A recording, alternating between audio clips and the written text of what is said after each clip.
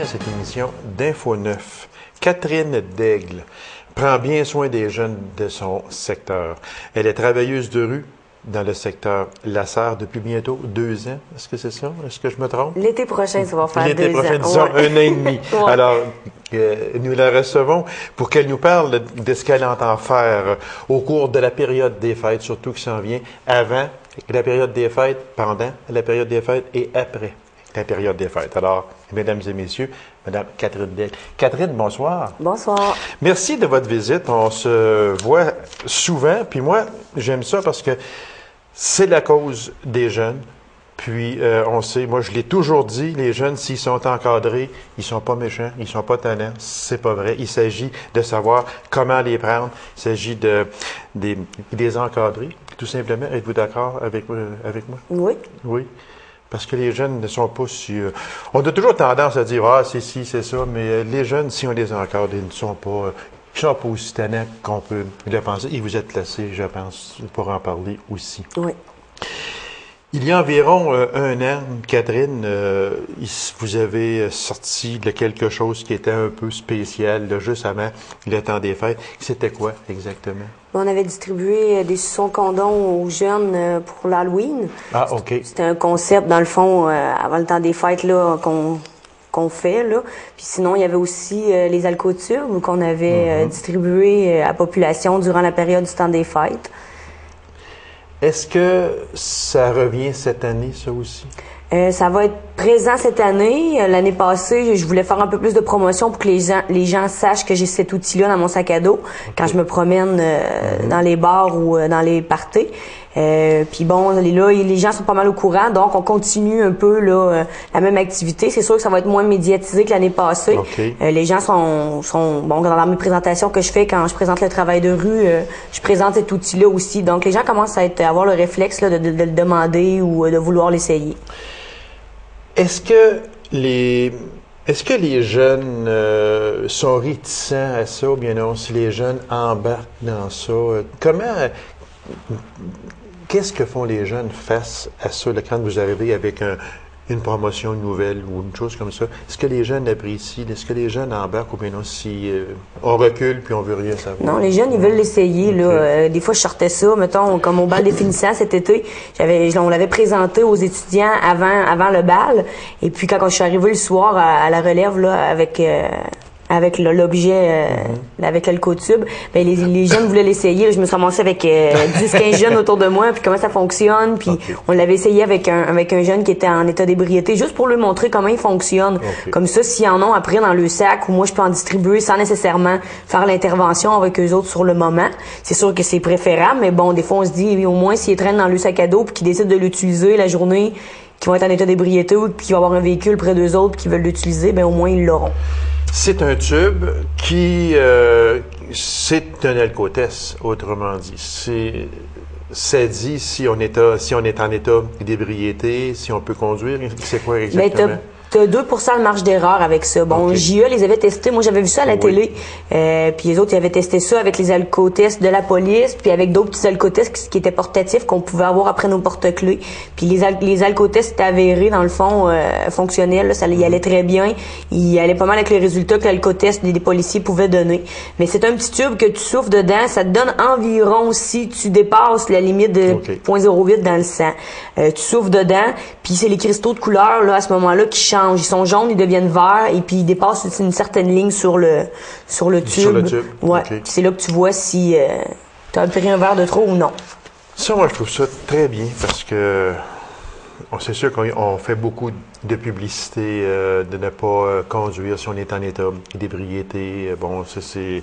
Alors, que l'on réalise un tube comme ça, ça donne au moins un avant-goût de dire, mais là, moi, là, je suis rendu à un stade que je ne peux plus conduire. Ça donne une idée comme vous dites. Là. C'est pas quelque chose qui est coulé dans le béton, mais bon, ça donne une bonne idée. C'est ça.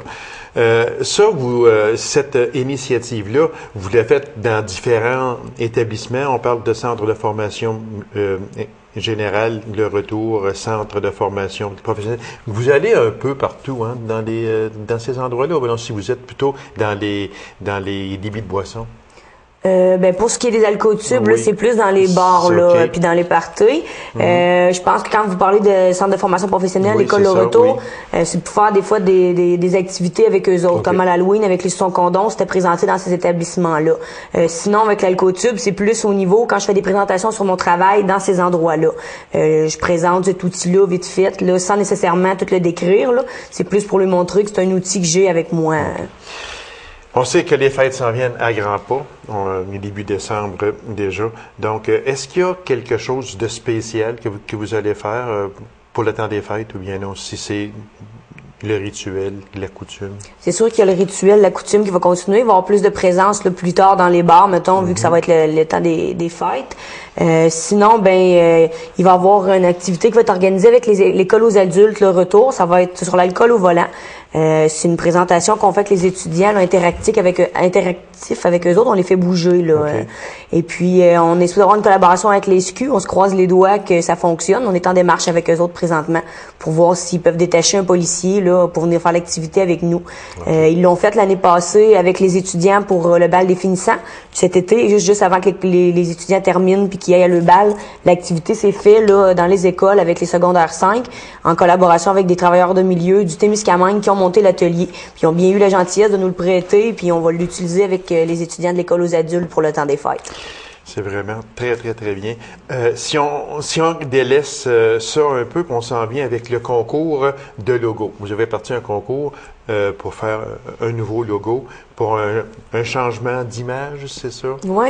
Si on parlait un peu de ce logo-là, c'est quoi que vous voulez avoir exactement? Dans le fond, c'est un logo qui représente le travail de rue. C'est sûr que le travail de rue, c'est quand même assez large. Fait qu'est-ce que je suggère aux gens, c'est de m'appeler au bureau s'ils ont des questions plus pointues, là, à savoir qu'est-ce qu'ils peuvent mettre sur le dessin, c'est quoi le lien. Parce que sinon, là, je pourrais l'expliquer pendant longtemps, mais c'est ça. Je suggère aux gens d'appeler au bureau pour savoir un peu qu'est-ce qui est le travail de rue. Il faut que ça ait un lien avec le travail de rue. Qu'est-ce qui représenterait le travail de rue selon vous? Si on donnait le numéro de téléphone où vous rejoindre, s'il y en a qui prennent l'émission et qui seraient intéressés? Au 819-333-5369 ou par courriel là, sur mon blog au travail de rue abitibiouest.com. Vous pouvez toujours me rejoindre par là, c'est plus facile. Alors, si on disait très vitement, c'est de créer des suggestions. C'est sur une feuille de 17, je crois. C'est 13 cm par 17 cm. Ouais. Alors, les gens qui sont intéressés, les jeunes. Puis il y a des prix à gagner? Un prix à gagner? On a un gros kit d'art là, avec de la peinture, des toiles, des pinceaux, des trucs comme ça, qui ont été commandités par les commerçants de la ville de La Sarre. Alors, Catherine, merci infiniment. Continuez votre excellent travail. Comme je le disais, les jeunes ont besoin de vous, puis vous êtes toujours disponible, puis vous faites, comme je le disais, un très beau travail. Alors, continuez cet excellent travail. Merci beaucoup, Catherine. C'est moi qui vous remercie. Alors, courte pause et on vous revient immédiatement après. Restez avec nous. Encore cette année, malheureusement, beaucoup de personnes, de familles passeront un triste Noël. Pas de cadeaux aux enfants, ça jusque-là, ça peut toujours passer, mais rien à se mettre sous la dent, ça c'est encore pire. Afin d'éviter cette situation, il y aura encore cette année une collecte de denrées non périssables et également cueillette d'argent. Alors, pour nous en parler, c'est habituel. La Sûreté du Québec qui vient faire sa visite chez nous à chaque année pour cette cause-là. Alors, pour nous en parler, je reçois un des responsables de cette activité, l'agent Martin Chevalier, enquêteur à la Sûreté du Québec. Martin, bonsoir. Bonsoir. Encore cette année, c'est un beau geste de la Sûreté du Québec. Ça demande beaucoup d'ouvrage, c'est sûr. Ça demande de la disponibilité également. Alors, c'est un geste, moi, c'est tout en votre honneur parce que c'est difficile aujourd'hui.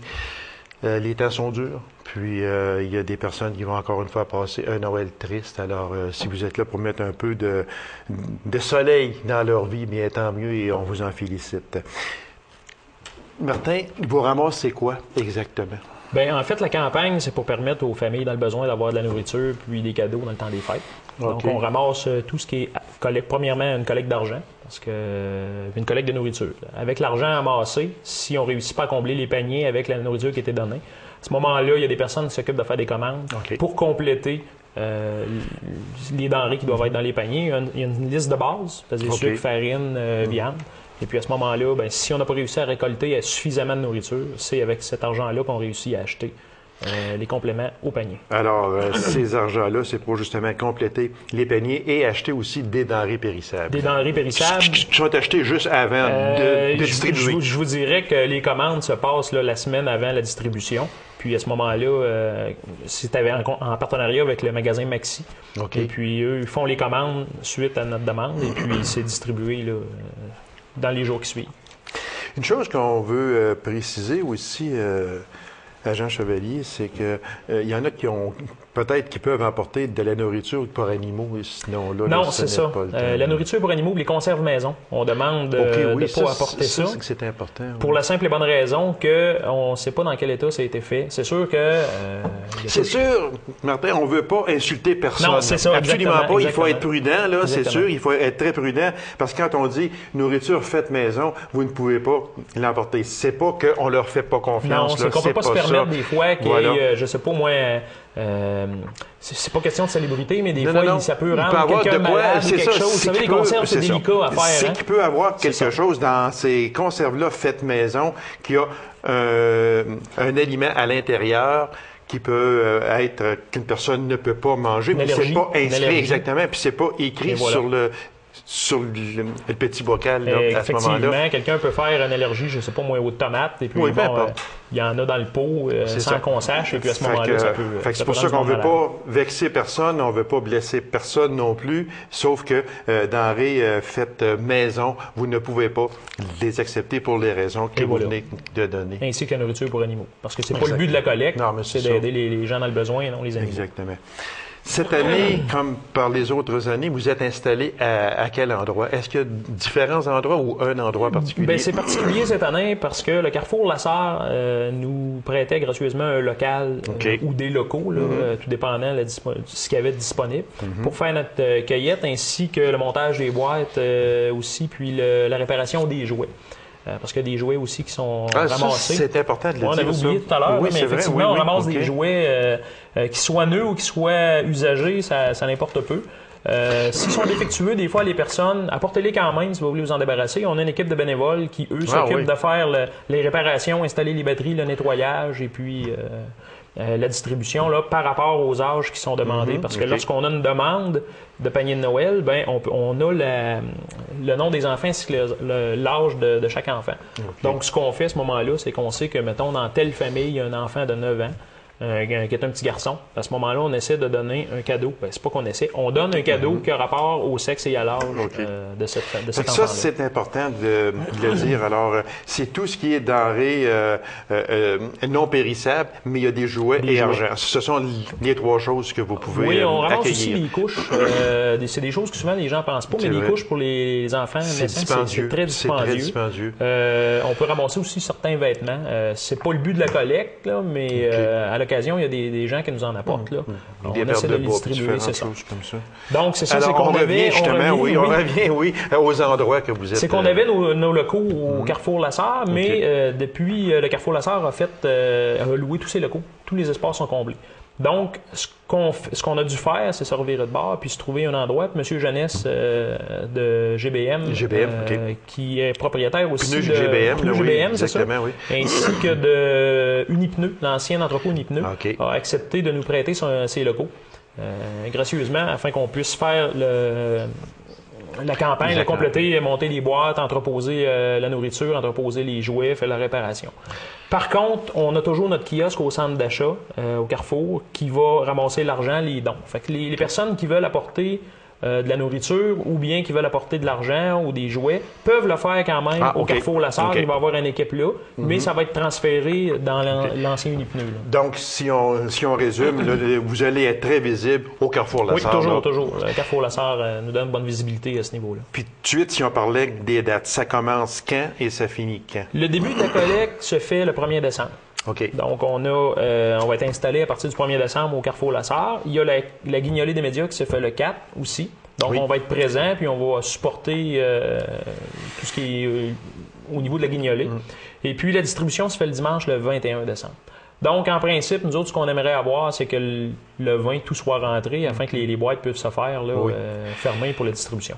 Une chose qu'il faut préciser à Jean Chevalier, c'est que de temps en temps, et c'est normal aussi qu'il y a des gens qui vont passer au carrefour La Sarre, puis ce ne seront pas des policiers qui vont être là, parce que vous ne pouvez pas être là tout le temps, là, parce que vous avez un travail à faire, des effectifs quand même qui sont sans être réduits, mais que vous ne pouvez pas toujours être là. Alors, c'est normal à ce moment-là que ce ne soit pas des policiers qui soient en place. C'est qu'effectivement, malheureusement, on ne peut pas toujours être en place, malgré qu'on essaie de faire le plus de présence possible. On a une équipe de bénévoles.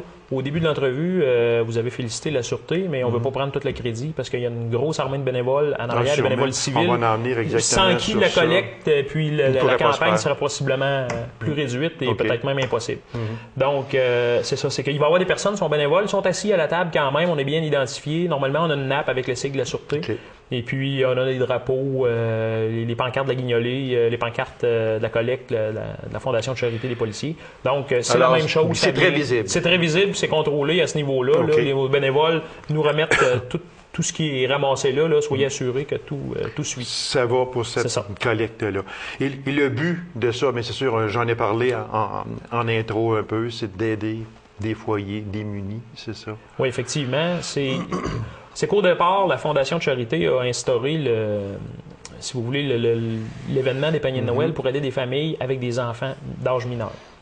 Donc, c'est le but premier de la Fondation lors de la campagne des paniers de Noël, c'est d'aider les enfants d'âge mineur.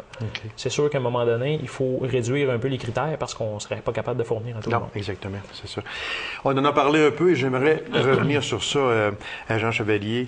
Les bénévoles. C'est sûr que les bénévoles, sans ces personnes-là, ce serait très difficile de faire une pareille collecte, parce que c'est une grosse collecte, parce qu'il faut dire que ça touche toute la MRC d'Abitibi-Ouest. Ça, il faut faire attention à ça, parce que souvent, les gens nous disent « Ah ouais, mais là, je donnerai pas, parce que c'est pour la Sarre, puis je reste pas là. » C'est pas ça, vrai. Là. Non, c'est que les paniers de Noël sont distribués à la grandeur de la MRC. C'est une campagne, je vous dirais, qui s'approche. L'année dernière, c'était 130 000 à peu près environ, l'évaluation de la campagne. J'ai inclus là-dedans l'argent, les denrées, les jouets. On a une activité cinéma aussi que Cinéma La Sarre nous aide, nous donne des billets à ce moment-là qui sont distribués via les paniers de Noël. Donc, ça invite les enfants et les parents parce que c'est pas tout d'avoir de la nourriture, c'est pas tout d'avoir des bébelles, mais au départ, je voulais créer une activité qui est plus familiale aussi, parce que le temps des fêtes, c'est familial. C'est ça, donc, exactement. Le cinéma La Sarre embarqué là-dedans. C'est distribué à grandeur de la MRC, excepté la région de Macamic, parce que eux, c'est le Club Lyon, c'est Jeanne-Mabuse qui fait la distribution. C'est le Club Lyon avec le Club de la Fraternité. Eux autres, c'est spécifiquement pour Macamic. Mais vous autres, c'est toute l'Abitibi-Ouest sauf ici à Macamic. C'est ça. Les gens qui sont dans le besoin avaient jusqu'à quand ou ont jusqu'à quand pour c'est que dans chaque municipalité, il y a des bénévoles, des responsables de recueillir les noms des familles. Et puis, jusqu'au 5 décembre, ils ont la consigne de recueillir les noms. Après le 5 décembre, malheureusement, il va être trop tard parce que il faut qu'on se donne quand même une marge de manœuvre là, pour la confection des paniers. Donc, jusqu'au 5 décembre, c'est la date limite. S'il arrivait qu'il y aurait des surplus, ça peut arriver, vous allez en faire quoi? C'est remis à la Maison Saint-André. Ah, OK. De même que les surplus monétaires, parce que, étant donné, les paniers ont quand même des bonnes valeurs. Là. Je vous dirais 450 pour les petits, 450 la valeur du petit panier, puis 700 pour les grosses familles. Donc, lorsqu'on a terminé la campagne des paniers de Noël, il reste toujours un montant d'argent qui est remis à la Maison Saint-André pour faire du dépannage alimentaire le restant de l'année dans toute la MRC. Ça sert toujours pour une bonne cause, c'est sûr. Voilà. Puis ils font à ce moment-là aussi du dépannage alimentaire dans le secteur de Macamic, parce que la Maison Saint-André couvre Macamic aussi. L'année dernière, on a remis un chèque de 25 000 à la Maison Saint-André pour le dépannage. C'est beaucoup. Alors moi, je vous félicite réellement. La distribution, en terminant, ça se fait à quelle date? Ça va être le dimanche, le 21 décembre, aux alentours de 8 heures. Il y a toujours un déjeuner qui est fait pour les bénévoles, afin qu'on puisse expliquer comment ça fonctionne. C'est environ 120 bénévoles cette journée-là qui font la distribution partout dans la MRC d'Abitibi-Ouest. Donc, c'est une grosse C'est organisation. une grosse à ce niveau-là. activité. Puis moi, je félicite la Sûreté du Québec de prendre charge de ça et je félicite également et je remercie les nombreux bénévoles qui s'impliquent dans ça parce que sans ça, ça serait excessivement difficile. Donc, merci à la Sûreté du Québec de s'impliquer. On demande aux gens d'être généreux. C'est pour une bonne cause et puis aider les démunis à passer d'excellentes fêtes. Alors, merci. Puis posez le geste qu'il faut. Agent Chevalier, merci infiniment et Merci bonne beaucoup chance. de la visibilité. Ça me fait plaisir. On s'absente à donner une pause et on vous revient immédiatement après. Restez avec nous.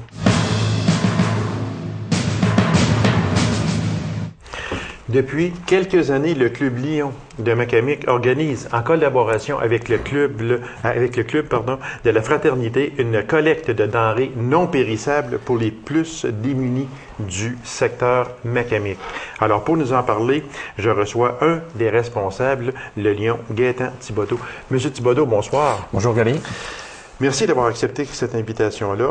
C'est important d'en parler parce qu'il y a des personnes qui sont plus démunis que d'autres et puis ils ont besoin d'aide aussi dans la période des fêtes pour essayer de passer aussi un Noël quand même serein. Alors, ça fait plusieurs années ou quelques années que ça dure? Ça fait plusieurs années, effectivement.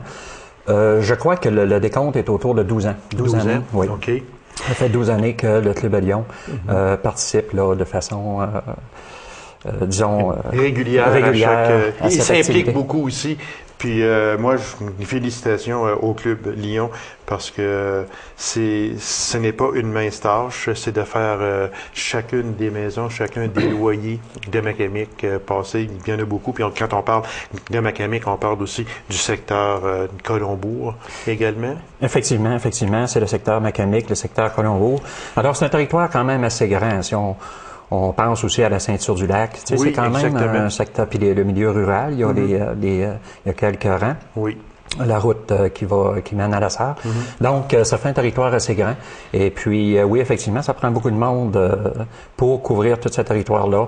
Et puis, faire en sorte que chaque foyer est visité pour recueillir, là, effectivement, les denrées.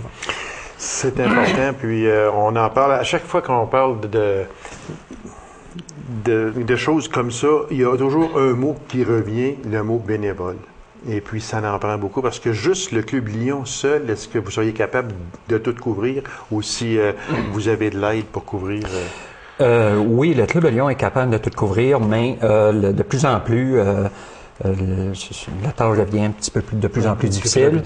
Donc, oui, on aurait besoin de support, on aurait besoin de bénévoles qui viennent se joindre à nous autres.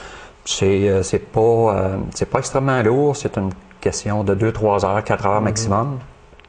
Et puis, c'est très valorisant là, de faire cette activité. Ouais. Ceux qui nous prennent aujourd'hui et qui voudraient là, aider le Club Lion, qu'est-ce qu'il y aurait à faire? OK, c'est de donner leur nom. Principalement, le besoin qu'on a au niveau de la préparation, de la gestion du dossier. Bon, on a un comité à l'intérieur du Club Lion qui gère ça. Par contre, la journée de la cueillette, souvent on a des besoins. On aurait des besoins, effectivement. La cueillette qui va se faire naturellement le 7 décembre à compter de 12h30. Donc, s'il y en a qui sont intéressés, peuvent donner leur nom, soit moi-même, à Gaétan Thibodeau. Sur le comité, il y a Laurier Parent et puis Charles Delisle. Donc, c'est 3 personnes que vous pouvez contacter. Peut-être à n'importe quel lion que l'on connaît. N'importe quel lion. Okay. Tout le monde, je pense, ici, dans la municipalité, connaissent un membre lion, j'en suis sûr. Oui. Et puis, juste à en discuter. Puis, ce membre-là va se remettre en mesure de donner l'information. Voilà. Qu'est-ce qui serait pertinent, qu'est-ce qui nous aiderait beaucoup. Est-ce qu'il y a des sacs spéciaux?